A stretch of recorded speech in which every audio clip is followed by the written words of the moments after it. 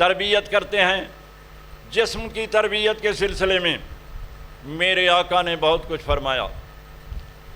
حدیث میں آتا ہے، ایک شخص آیا، اس نے سوال کیا، یا رسول اللہ، کون شخص ہے ان تمام لوگوں میں سے میرے حسن اخلاق، میرے حسن معاشرت، اچھے اخلاق کا حقدار کون ہے؟ میرے آقا نے فرمایا، اموں کا، تیری ماں ہے۔ پھر وہ صحابی عرض کرتا ہے، ثم ماذا یا رسول اللہ، پھر کون ہے؟ حضور نے فرمایا، اموں کا، تیری ماں ہے۔ پھر اس نے سوال کیا، ثم ماذا، ثم ماذا، پھر کون ہے؟ حضور نے فرمایا، اموں کا، تیری ماں ہے۔ 3 دفعہ ماں کا ذکر کیا۔ اللہ اکبر، ماں کا ذکر 3 دفعہ۔ چوتھی دفعہ سوال کرتا ہے وہ، ثم ماذا یا رسول اللہ، فرمایا، ابو کا، تیرا باپ ہے، تیرا باپ ہے۔ چوتھی دفعہ حضور نے فرمایا، تیرا باپ ہے۔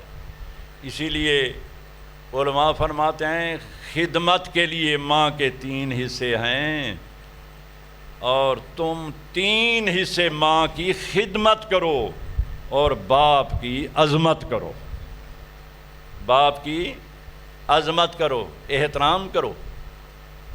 اللہ اکبر۔ آقا نے فرمایا، یہ والدین کا مقام ہے۔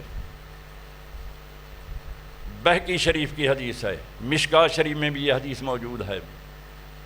ایک شخص آیا حضور کی بارگاہ میں، حضور نے فرمایا، صحابہ کی جماعت بیٹھی ہوئی ہے، اس نے والدین کے بارے میں سوال کیا۔ حضور نے فرمایا، جو محبت کی نگاہ سے والدین کے چہرے کو پر ایک نظر محبت کی ڈالتا ہے نا، اللہ تعالیٰ اس کو حج مقبول کا ثواب عطا فرماتا ہے۔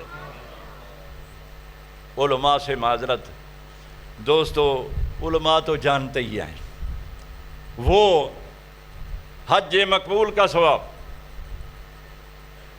صحابہ نے عرض کی، یا رسول اللہ، اگر کوئی 100 بار ایک دن میں ماں باپ کے چہرے کو دیکھے، حضور نے فرمایا، محبت کے ساتھ جب 100 بار والدین کے چہرے کو دیکھے گا، اللہ تعالیٰ ایک ہی دن میں اس کو 100 حج مقبول کا ثواب عطا فرمائے گا۔